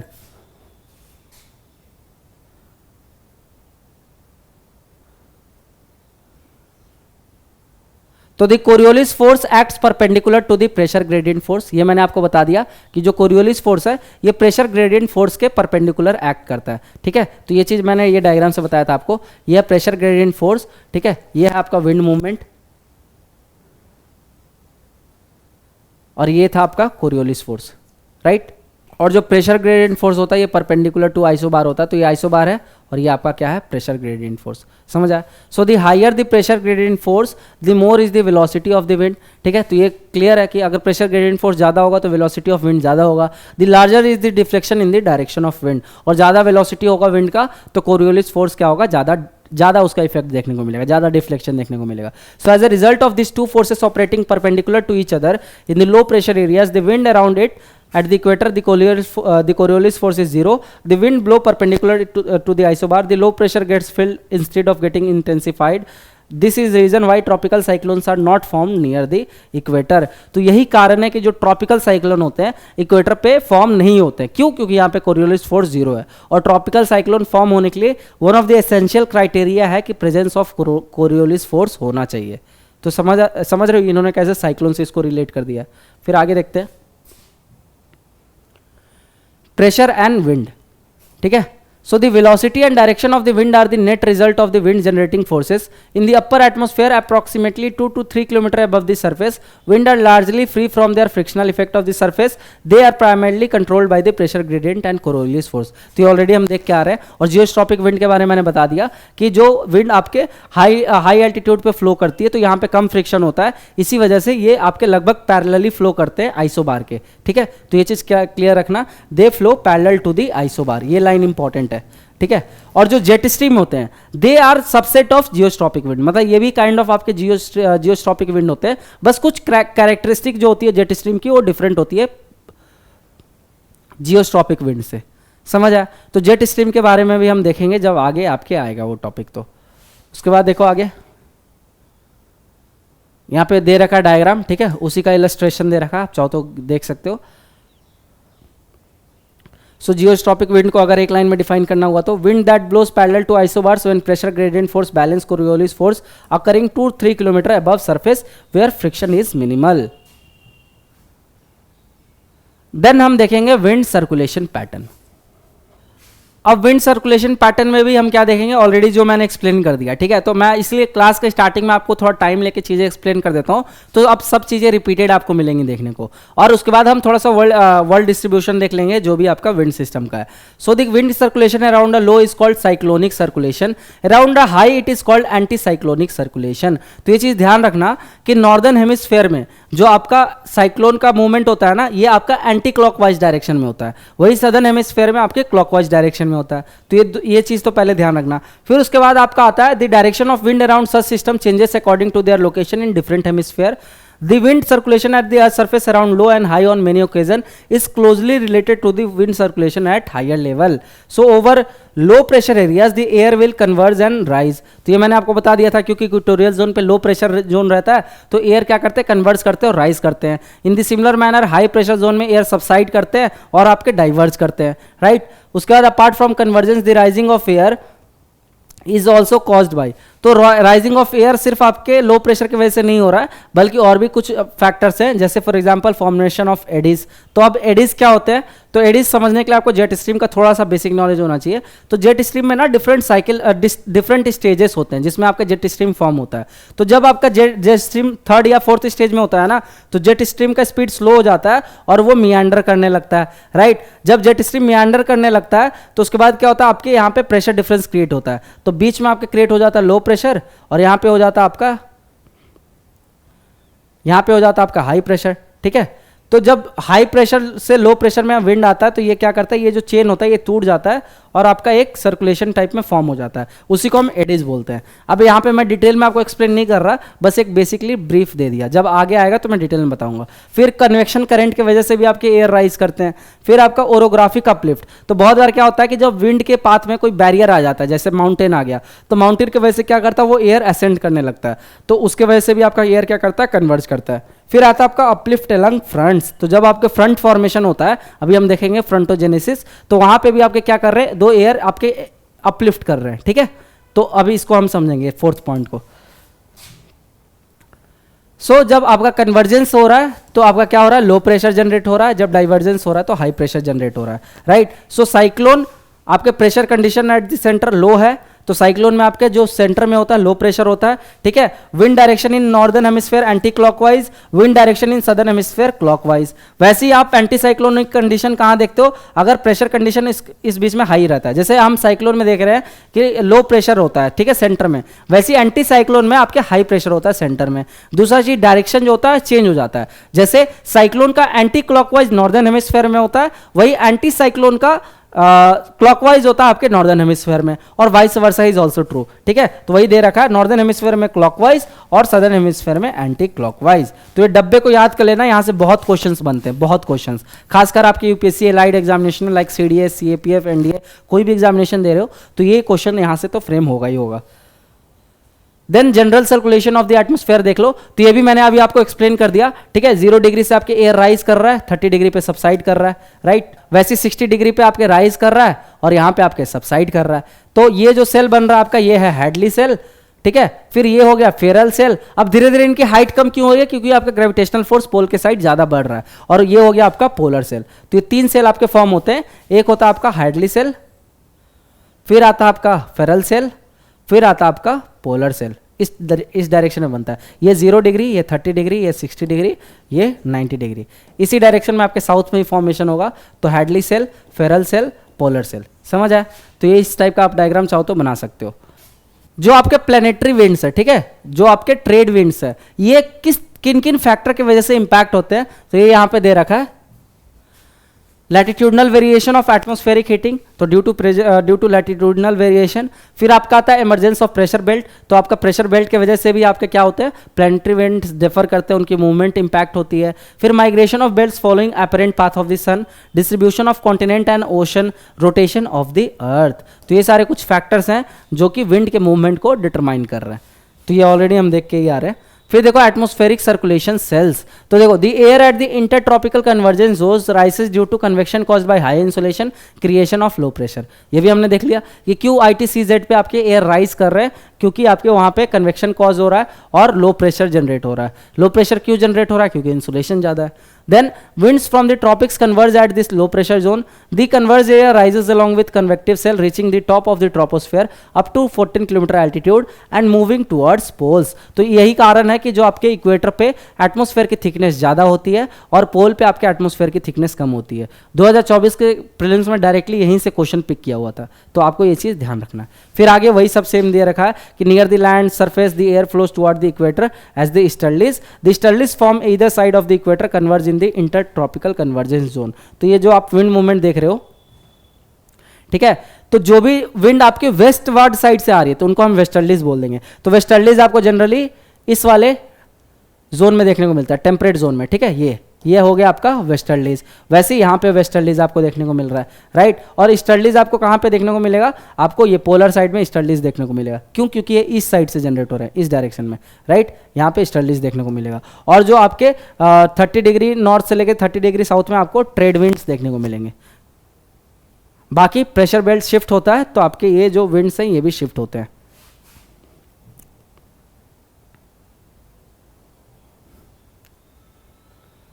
फिर वही हाइडली सेल, फेरल सेल और पोलर सेल दे रखा है। हाइडली सेल आपके rising air at ITCZ, sinking air at 30 degree north and south, और surface wind flow toward the equator as easterlies. फिर Ferrel cell आपका दे रखा है circulation involve sinking cold air from the poles and rising warm air from the subtropical high. तो ये मैं already explain कर दिया हूँ, आप एक बार रीड करोगे आपको समझ आ जाएगा। फिर polar cell, the cell at polar latitude cold dense air subside near the poles, blows towards middle latitude as the polar easterlies.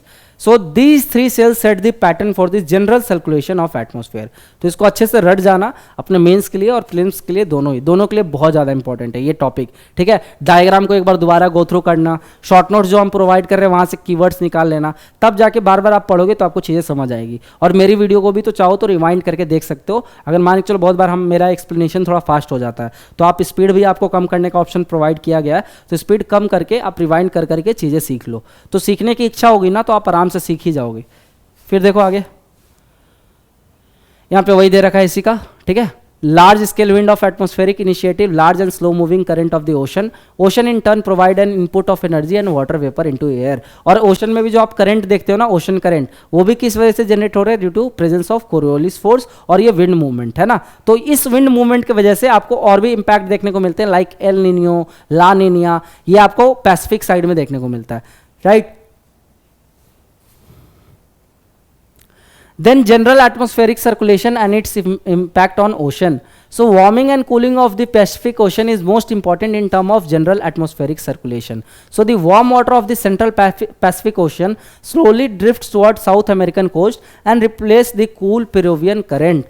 तो देखो जो आपका सेंट्रल पैसिफिक ओशन में आपका हीट होता है, राइट। अब क्या होता है कि विंड की वजह से वो आपके साउथ अमेरिका के कोस्ट पे आ जाते हैं। तो मान के चलिए साउथ अमेरिका है, ठीक है, ये साउथ अमेरिका कोस्ट है, पेरुवियन कोस्ट। यहाँ पे आपके वार्म वाटर एक्यूमुलेट हो जाता है। तो यहाँ पे वार्म वाटर एक्यूमुलेट होता है तो आपका क्या होता है, यहाँ पे आपके क्लाउड फॉर्मेशन होता है, कन्वेक्टिव करंट है ना।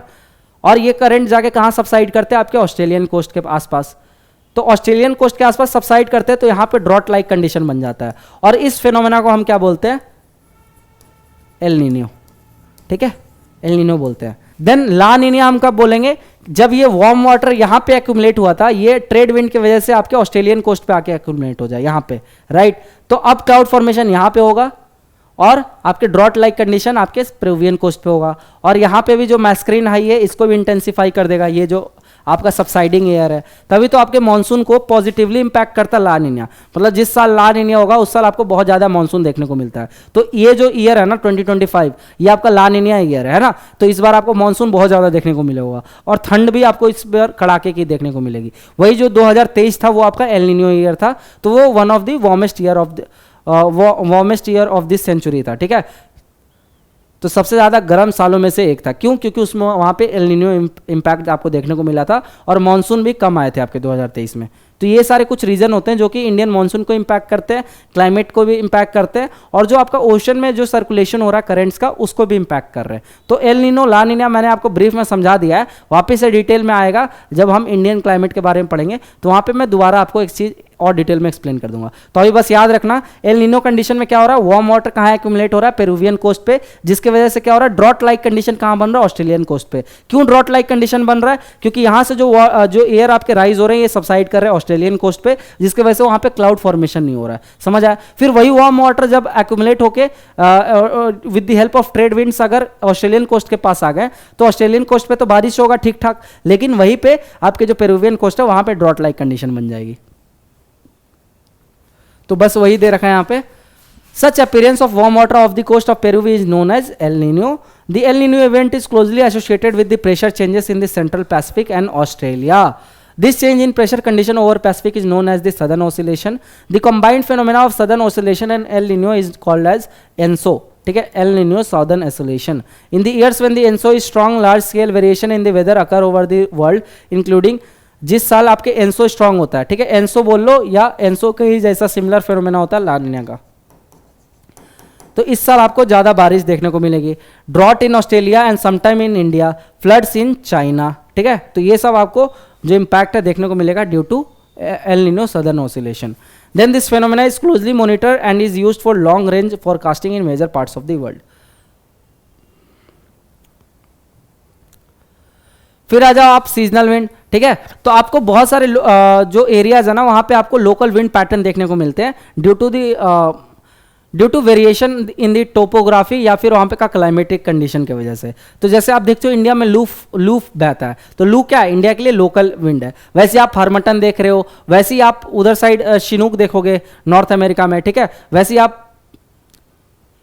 मिस्ट्रल देखते हो, है ना। तो ये जो फोहन, मिस्ट्रल, शिनूक, आपके लू हो गया, हरमटन हो गया, सिरोको हो गया, ये सारे क्या आपके लोकल विंड्स है जो कि एक स्पेसिफिक रीजन में फ्लो करते हैं due to the variation in topography and climatic condition of that particular region. So the pattern of wind circulation is modified in different season. This modification is due to shifting of region of maximum heating pressure and wind belts. The most pronounced effect of such a shift is noticed in the monsoon, especially over Southeast Asia. और monsoon भी जो है वो हमारे यहाँ का local wind है, तो सबसे ज़्यादा आपको वेल डेवलप्ड मानसून कहाँ देखने को मिलता है? इंडिया में देखने को मिलता है. Further details on monsoon can be found in the book India physical environment NCERT 2006. तो हम जो दूसरा आपका 11th का पार्ट 2 है बुक, वहाँ पे हम डिटेल में कवर करेंगे ये सारे फेनोमेना को. लोकल विंड्स में देख लो, differences in the heating and cooling of earth surface and their daily और annual cycle can create several common local और रीजनल विंड लाइक मॉनसून. ठीक है, उसके बाद आपका लू, लैंड एंड सी ब्रीज, ये भी आपके लोकल फेनोमेना है ना. तो लैंड एंड सी ब्रीज वहां पे देखने को मिलता है, खासकर कोस्टल सिटी के आसपास, तो वहां पे ये फेनोमेना अच्छे से देखने को मिलता है. और लैंड और सी ब्रीज मैंने ऑलरेडी आपको 10 बार डिस्कस कर रखा है, तो ये आप एक बार रीड कर लेना, आपका काम हो जाएगा. ठीक है, तो बेसिक अगर समझना चाहो तो जो आपके रात के टाइम पे आपके क्या होता है, जो विंड होता है वो कहाँ से कहाँ फ्लो करता है? लैंड से सी की तरफ फ्लो करता है रात में, तो उसको हम क्या बोलते हैं? Land breeze. लेकिन वही दिन के टाइम पे, क्योंकि लैंड पे आपका लो प्रेशर होता है, सी में आपका हाई प्रेशर होता है. अब क्यों होता है ये सब मैंने आपको ऑलरेडी बता रखा है. तो हाई प्रेशर और लो प्रेशर की तरफ, हाई प्रेशर से लो प्रेशर की तरफ जब आपका विंड फ्लो होता है तो उसको हम क्या बोल रहे हैं? सी ब्रीज बोल रहे हैं. ठीक है, तो दिन में आपको फेनोमेना देखने को मिलता है सी ब्रीज, और ये नाइट का टाइम है. नाइट में आपको क्या फेनोमेना देखने को मिलता है? Land bridge.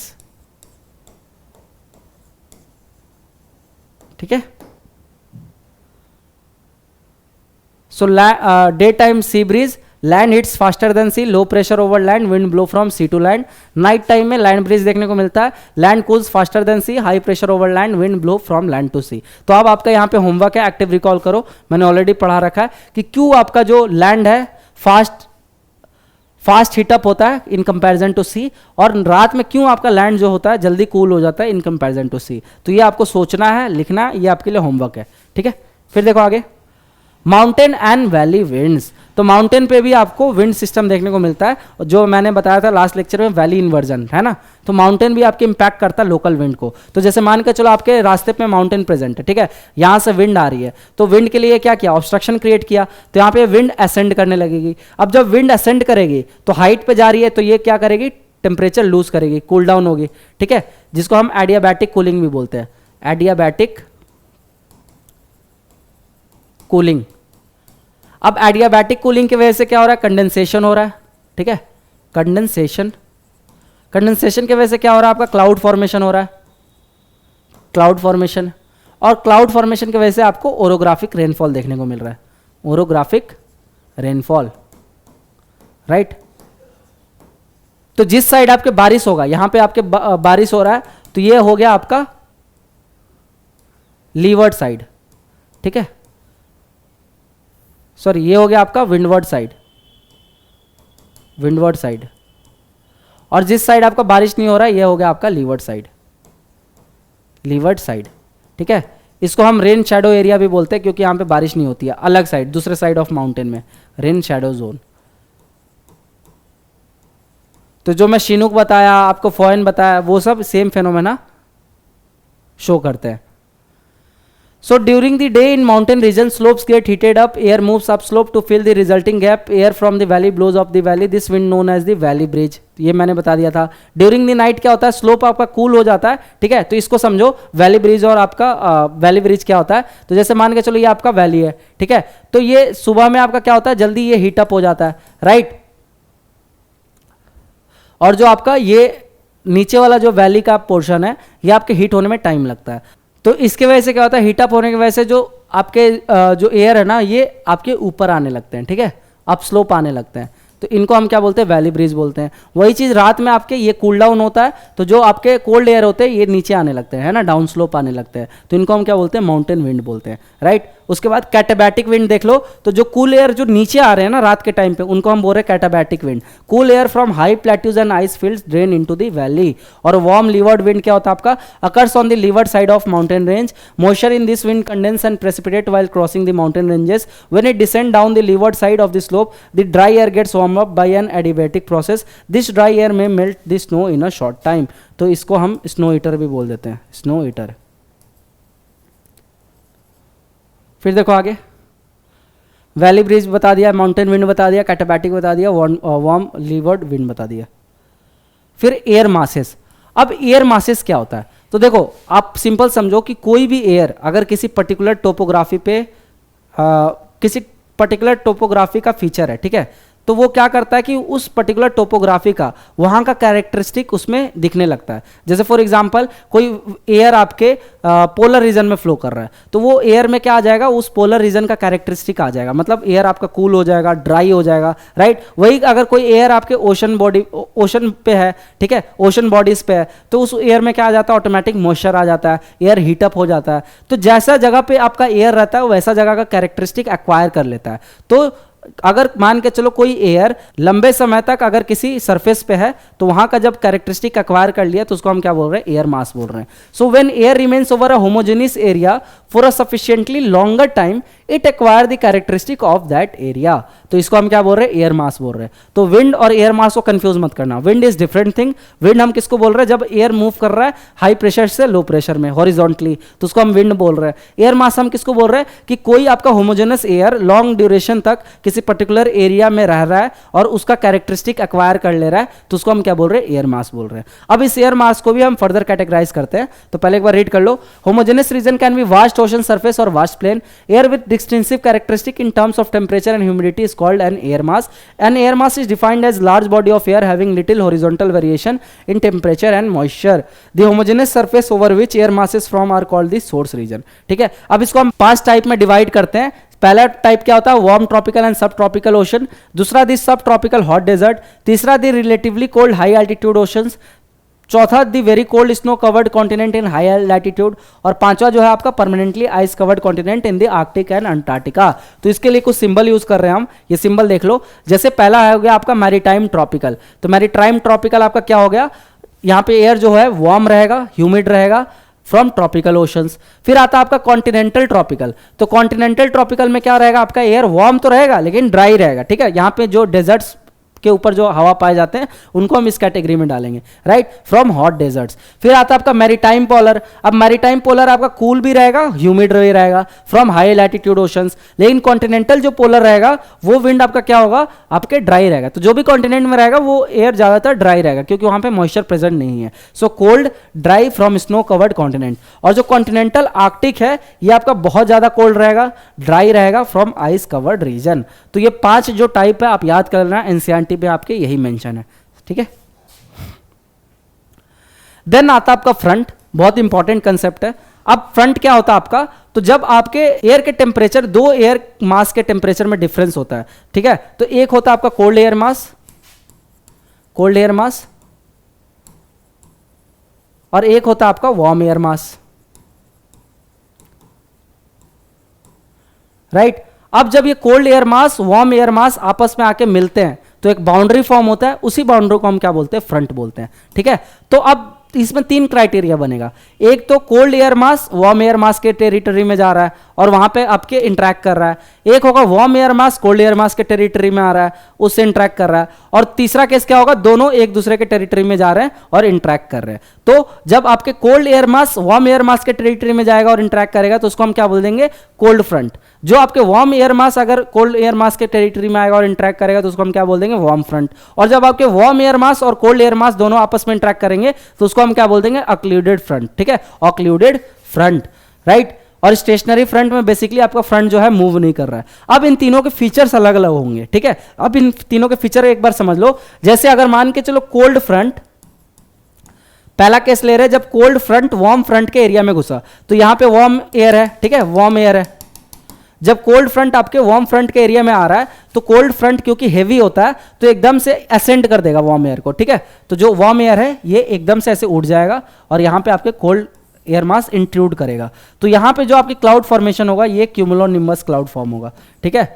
मतलब बहुत भारी बारिश होगी, थोड़ी देर के लिए होगी लेकिन बहुत ज़्यादा बारिश हो जाएगी ये। तो ये आपके कोल्ड फ्रंट के केस में होगा। वार्म फ्रंट के केस में क्या होगा कि यहाँ पे भी क्लाउड फॉर्मेशन होगा, लेकिन क्योंकि वार्म फ्रंट आपके लाइटर है as comparison to cold front, है ना, कोल्ड फ्रंट आपके डेंसर है, तो वार्म फ्रंट जब आएगा ना टकराएगा कोल्ड फ्रंट से, तो ये आपके एसेंड तो होगा लेकिन एकदम से ऐसे एसेंड ना होके ऐसे स्लैंटिंग एसेंड होगा, है ना। तो मतलब ये ज्यादा एरिया तक क्लाउड फॉर्मेशन करेगा, अगर टू बी स्पेसिफिक बोले तो स्ट्रेटस क्लाउड फॉर्म करेगा, ठीक है। तो यहाँ पे भी बारिश होगी लेकिन नॉट टोरेंशियल रेन, बल्कि आपके लाइट बारिश होगी और बहुत टाइम तक बारिश होगी, है ना। तो अगर हम कोल्ड फ्रंट की बात करें तो यहां पे आपके टोरेंशियल रेन होगा बट फॉर शॉर्टर ड्यूरेशन।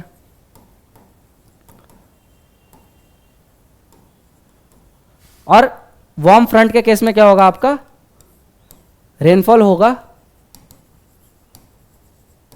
लेकिन लॉन्ग ड्यूरेशन के लिए, राइट। और अक्लूडेड फ्रंट में भी आपके दोनों का ही कैरेक्टरिस्टिक मिलेगा। तो मतलब यहाँ पे बारिश होगा, लॉन्ग ड्यूरेशन तक भी होगा और तेज भी होगा, समझ आया। अब ये जो फ्रंट फॉर्म हो रहा है ना, इस प्रोसेस को हम क्या बोलते हैं, फ्रंटोजेनेसिस बोलते हैं। और इस प्रोसेस से ही आपके टेम्परेट साइक्लोन का ओरिजिन होता है। तो ये समझो कोल्ड फ्रंट आपके कहाँ से आ रहा होगा, पोलर फ्रंट से, पोलर एरिया से आ रहा होगा, क्योंकि वहाँ पे आपके बेसिकली एयर मास जो है वो ठंडा है। जो आपका वार्म फ्रंट है वो कहाँ से आ रहा होगा, आपके ट्रॉपिकल रीजन से आ रहा होगा, है ना, क्योंकि यहाँ पे आपके वार्म नेचर का एयर मास मिलता है। अब ये दोनों एयर मास कहीं पे मिल रहे हैं तो ये किसके अराउंड मिल रहे होंगे, 60 डिग्री के अराउंड मिल रहे होंगे, है ना। तो ज़्यादातर टेम्परेट साइक्लोन आपको इसलिए इस एरिया में देखने को मिलते हैं, राइट। और इनका जो डायरेक्शन रहता है वो वेस्ट टू ईस्ट रहता है, ये ध्यान रखना, वेस्ट टू ईस्ट। क्यों, क्योंकि ये उस रीजन में पाए जा रहे हैं जहाँ पे आपके वेस्टर्लीज फ्लो करती है, वेस्टर्लीज। तो वेस्टर्लीज कहाँ से ओरिजिनेट हो रही है, वेस्ट से ओरिजिनेट हो रही है। तो ये साइक्लोन को किधर मूव करेंगे, ईस्ट साइड मूव करेंगे, राइट। और इन्हीं साइक्लोन को हम दूसरा नाम क्या भी बोलते हैं, एक तो टेम्परेट बता दिया क्योंकि टेम्परेट रीजन में मिल रहा है, और दूसरा एक्स्ट्रा ट्रॉपिकल साइक्लोन। तो ये चीज याद रखना, है ना। तो आप डिटेल डिस्क्रिप्शन देख लो। Stationary front, this occur when the front remains stationary. Cold front में front formed when cold air moves toward warm air mass. Warm front में formed when warm air mass moves toward a cold air mass. Occluded front में this is when an air mass is fully lifted above land surface.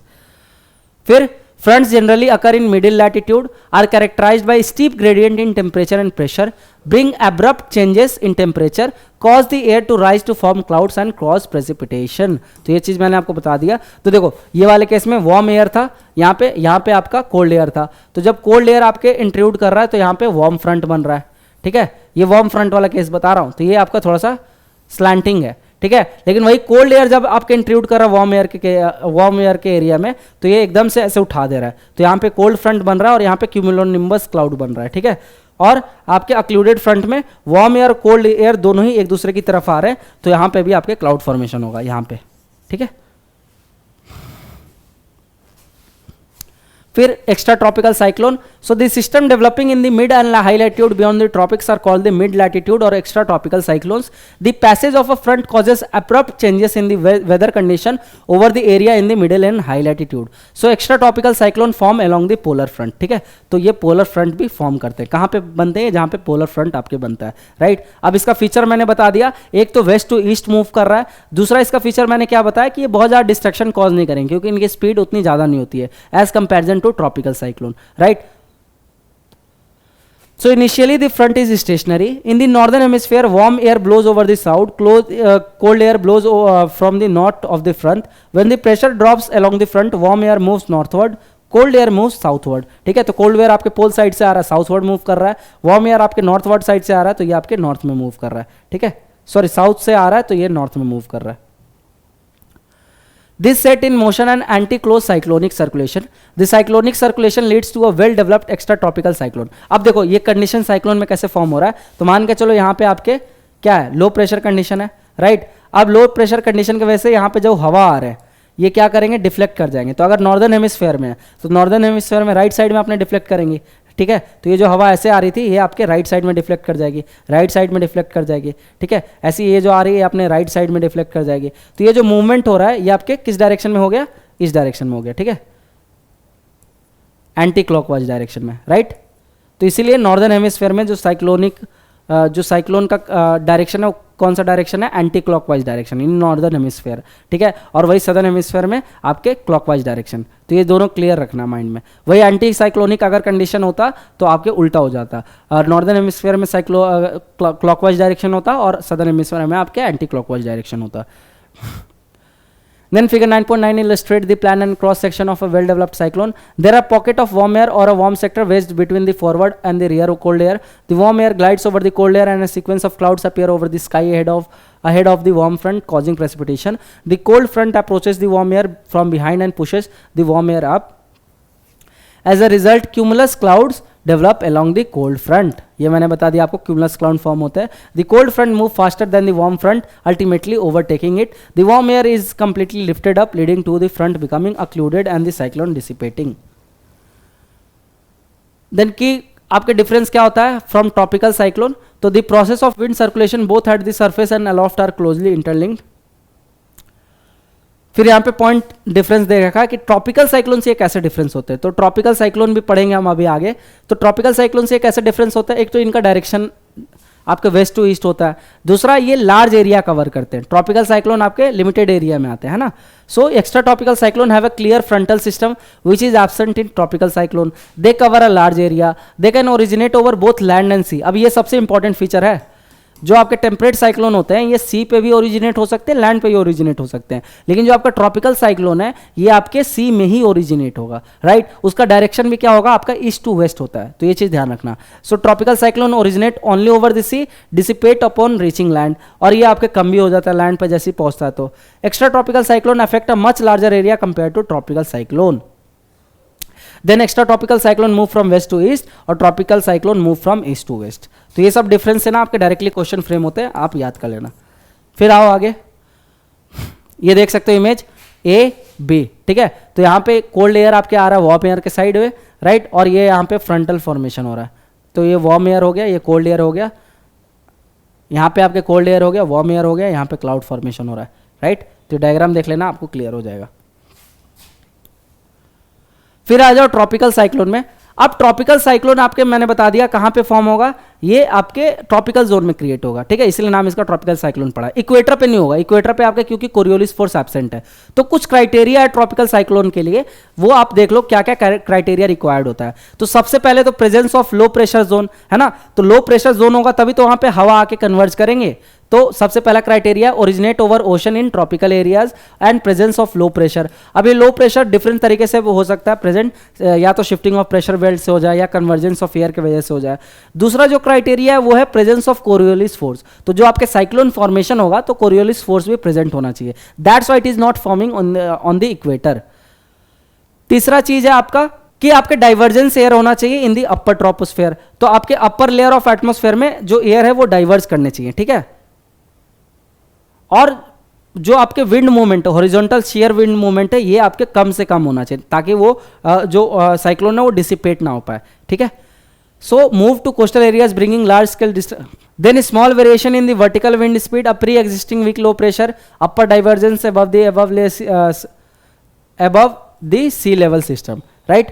उसके बाद ये जो tropical cyclone होते हैं ना ये ज़्यादा डिस्ट्रक्टिव होते हैं एज कंपेरिजन टू आपके एक्स्ट्रा ट्रॉपिकल साइक्लोन. तो ये भी ध्यान रखना. और इनको अलग अलग नाम से हम जानते हैं अलग अलग ओशन में. जैसे जो पैसिफिक ओशन है वहाँ पे हम किस नाम से जानते हैं, आपके टाइफून नाम से जानते हैं, ठीक है. उसके बाद वही आप अटलांटिक में जाओगे तो अटलांटिक में हम किस नाम से जानते हैं, हरिकेन नाम से जानते हैं, ठीक है. फिर आप ऑस्ट्रेलिया साइड में जाओगे तो वेस्टर्न ऑस्ट्रेलिया में आपको विली विली नाम से जानने को मिलेगा. और साइक्लोन जो है हम इंडियन ओशन में इसको साइक्लोन नाम से जानते हैं, ठीक. बाकी इसका नामकरण कैसे होता है तो इसका भी अलग प्रोसेस है, ये हम कभी बाद में डिटेल में देखेंगे अगर आपके एनसीईआरटी में आएगा तो, क्योंकि ये एनसीईआरटी का कोर्स है तो यहाँ पे जितना गिवन है हम उतना ही पढ़ेंगे. तो यहाँ पे जो मैं कंडीशन बता रहा था वही चीज़ यहाँ पे मेंशन है, आप एक बार देख लो, ठीक है. So the energy that intensify the storm comes from the condensation process in the towering cumulonimbus cloud surrounding the centre of the storm, ठीक है. अब ये जो पूरी चीज है ना इसको मैं आपको थोड़ा सा डायग्राम के हेल्प से समझा देता हूं. तो इसके लिए पहले आपको स्ट्रक्चर ऑफ साइक्लोन समझना पड़ेगा, राइट. तो देखो ये है आपका स्ट्रक्चर ऑफ साइक्लोन. अब क्या होता है कि जो आपका मान के चलो यहाँ पे ओशन में आपके लो प्रेशर है, अब यहाँ पे आपके हवा चारों तरफ से आएंगे, ठीक है। तो हवा जब चारों तरफ से आएंगे तो आपके हवा क्या करेंगे, मूव करेंगे due to presence of Coriolis force. तो नॉर्दर्न हेमिस्फीयर का अगर हम कंसिडर करें तो एंटी क्लॉकवाइज डायरेक्शन में, तो आपके इस टाइप से साइक्लोन मूव करने लगे और आपके ऐसे स्पाइरल फॉर्म होगा, ठीक है। और धीरे धीरे करके ऐसे हवा जो है उठेंगे इन दी स्पाइरल मैनर, राइट। अब जब ये हवा उठेंगे यहाँ पे, तो आपके साइड साइड में जो ये हवा का साइड साइड है, यहाँ पे ये क्या करेंगे, कंडेंस होने लगेंगे, ठीक है। क्योंकि जैसे जैसे आप टेम्परेचर आपका, जैसे जैसे आप हाइट पे जाते हैं तो आपका टेम्परेचर क्या होता है, कम होने लगता है। तो ये जो हवा है ना साइड में, एज पे, स्पाइरल फॉर्म में, ये कंडेंस करने लगेंगे। तो ये साइड साइड में आपके क्या होगा, क्लाउड फॉर्मेशन होगा। तो ये देख पा रहे होगे आप कि ये आपका आई है, ठीक है। जो ये बीच का एरिया है, बीच का एरिया, ये आपका आई ऑफ साइक्लोन है। और ये साइड है, यहाँ पे आपके क्या हो रहा है, क्लाउड फॉर्मेशन हो रहा है, राइट। तो यहाँ पे आपके बारिश होगा। और जो ये बीच का एरिया है ना, क्योंकि आपके ये हवा जो है ये धीरे धीरे इनकी एनर्जी लूज होगी, तो ये यहां से सबसाइड करने लगेंगे, राइट। तो ये सबसाइड कर रहे हैं, तो जो आई ऑफ साइक्लोन है ना, मतलब जो ये बीच का एरिया है, ये बीच का जो एरिया है, यहां पे आपको क्लाउड फॉर्मेशन देखने को नहीं मिलेगा। इसलिए जो आई ऑफ साइक्लोन होता है ये काम रीजन होता है, लेकिन साथ के साथ ये थोड़ा ठंडा भी होता है, राइट। और ये आपके क्या कर रहा है, आपके प्रेशर को और लो करने में हेल्प कर रहा है। तो मान के चलो यहां पे आपके कंडेंसेशन हो रहा है, ठीक है। तो अगर कंडेंसेशन हो रहा है ये एज पे, तो आपके latent heat of condensation release होगा। अब ये जो latent heat of condensation release हो रहा है, इसकी वजह से क्या हो रहा है कि जो आपका आई ऑफ साइक्लोन था, इसको और हीट सप्लाई मिल रहा है, मतलब ये चीज और गर्म हो रही है। तो जितना ज्यादा हीटअप होगा और ज्यादा लो प्रेशर जो है इंटेंसिफाई होगा, ठीक है। तो इसके कारण क्या होगा, साइक्लोन और इंटेंसिफाई होते जाएगा। मतलब हवा जो है लो प्रेशर क्योंकि और इंटेंसिफाई हो गया, तो हवा और चारों ओर से आएंगे साथ में और ऊपर से आपके साइक्लोन फॉर्म करेंगे। तो इसी तरीके से साइक्लोन आपके धीरे धीरे धीरे धीरे और विकराल रूप ले लेता है और आपका मूवमेंट शुरू हो जाता है। अब जैसे ही साइक्लोन आपके लैंड एरिया से टकराता है, कोस्टल रीजन से टकराता है, तो धीरे धीरे इसकी इंटेंसिटी क्या होती है, कम हो जाती है, ठीक है, डिसिपेट होने लगता है। तो ये चीज आपको ध्यान देना है। तो देखो दो इसमें इंपॉर्टेंट चीज ध्यान रखना है कि जो आई ऑफ साइक्लोन होता है ये आपका काम रहता है, यहां पे आपके क्लाउड फॉर्मेशन नहीं होता। क्यों? Due to the subsiding air mass. क्यों सबसाइड कर रहा है एयर मास? क्योंकि यहां पे जाके एनर्जी लो हो गया। दूसरा चीज ये याद रखना है कि यहां पे आपका टेम्परेचर जो होगा बहुत ज्यादा होगा। टेम्परेचर क्यों ज्यादा है? Due to latent heat of condensation, latent heat of condensation, ठीक है। और तीसरा चीज ध्यान रखना है कि जहां पे आपके क्लाउड फॉर्मेशन हो रहा है, जहां पे बहुत तेज बारिश हो रही है, ठीक है, ये साइड साइड में, तो इसको हम क्या बोल रहे हैं, आई वॉल बोल रहे हैं। तो ये जो है ना आपका ये चीज, ये आपका क्या है, eye wall, eye wall, right. तो ये चीज ध्यान रखना आपको। तो ये कुछ इंपॉर्टेंट इंफॉर्मेशन थे जो आपको साइक्लोन से रिलेटेड याद रखने थे। अब आओ वापस। The energy that intensify the storm comes from the condensation process in the towering accumulation cloud surrounding the center of the storm. With a continuous supply of moisture from the sea, the storm is further strengthened. On reaching the land, the moisture supply is cut off and storm dissipates. तो जैसे land पे पहुंचता है, moisture का जो supply होता है cut हो जाता है और जो साइक्लोन होता है वीक पड़ जाता है, right. The place where tropical cyclone crosses the coast is called the landfall of the cyclone. Cyclone which cross 20 degree north latitude generally recurve and are mostly more destructive. तो जो 20 degree north latitude से को cross कर जाता है जो cyclone, वो ज्यादा डिस्ट्रक्टिव हो जाता है। क्यों? क्योंकि वहां पे फिर आपके लैंड एरिया कम मिलते हैं। Then a symmetric representation of the vertical structure of mature tropical cyclone storm is shown in figure 9.10। ये हमने ऑलरेडी देख लिया, ठीक है। Then a mature tropical cyclone is characterized by strong spirally circulating wind around the center called the eye. ये मैंने आपको बता दिया eye के बारे में, ठीक है। The diameter of circulating system can vary between 150 to 250 kilometre. The eye is a region of calm and subsiding air. तो ये चीज मैंने आपको एक्सप्लेन कर दिया, ये लाइन आप स्टार मार्क कर लेना। Around the eye is the eye wall. There is a strong spiraling ascent of air, greater height reaching the tropopause.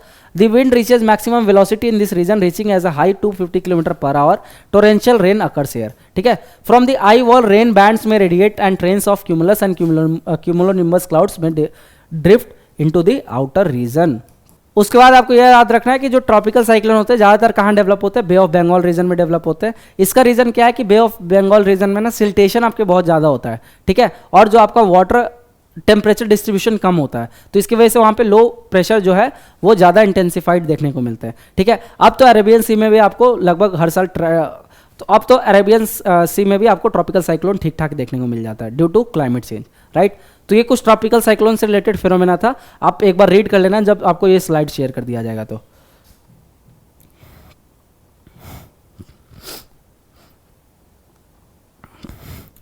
फिर आता है आपका थंडर स्टॉर्म। थंडर स्टॉर्म क्या होता है? ये आपका और सीवियर फॉर्म ऑफ रेनफॉल होता है। सो देखो, जब आपका बहुत ज़्यादा कन्वेक्शन होता है, ठीक है, और क्लाउड फॉर्मेशन होता है, तो during the formation of cloud आपके चार्जेस क्या होते हैं? सेपरेट हो जाते हैं। और जब चार्जेस सेपरेट होते हैं तो वो क्या होते हैं? चार्जेस डिस्चार्ज होते हैं through the cloud in the ground, और उसके वजह से आपके थंडर स्टॉर्म अकर होता है। So other severe local storm are thunderstorm and tornadoes. They are of short duration, occur over a small area, violent. Thunderstorm कैसे cause होता है? By intense convection on moist hot days. तो अगर आपके moisture बहुत ज्यादा present है और आपका कन्वेक्शन बहुत ज्यादा हो रहा है, क्लाउड फॉर्मेशन बहुत ज्यादा हो रहा है, so a well grown cumulonimbus cloud producing thunderstorm and lightning. When cloud extend to height with sub-zero temperature, hails are formed and come down as hailstorm. If there is insufficient moisture, a thunderstorm can generate dust storm. तो अगर moisture कम रहेगा तो thunderstorm क्या generate करता है? Dust storm generate कर देता है. Characterized by intense updraft of rising warm air, causing cloud to grow bigger and rise to greater height, which causes precipitation. Later downdraft brings cool air and rain down to earth. फिर आता है आपका टॉर्नाडोज।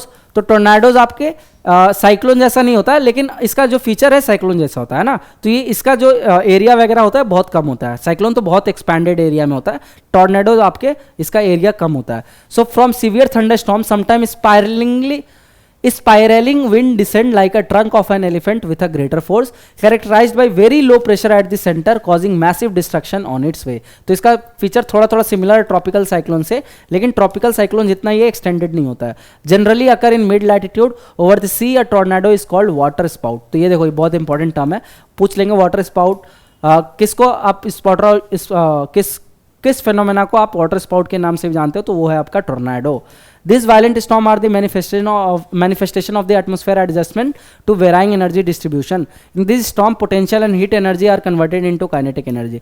तो इन सब storm के वजह से आपके थंडर स्टॉर्म की वजह से जो आपके पोटेंशियल एनर्जी है काइनेटिक एनर्जी में कन्वर्ट हो जाता है, और आपको बहुत सारे चेंजेस देखने को मिलते हैं सरफेस ऑफ द लैंड पे। Then the restless atmosphere again return to its stable state. So thunderstorm और टॉर्नाडोज के बारे में आपको समरी दे दिया गया।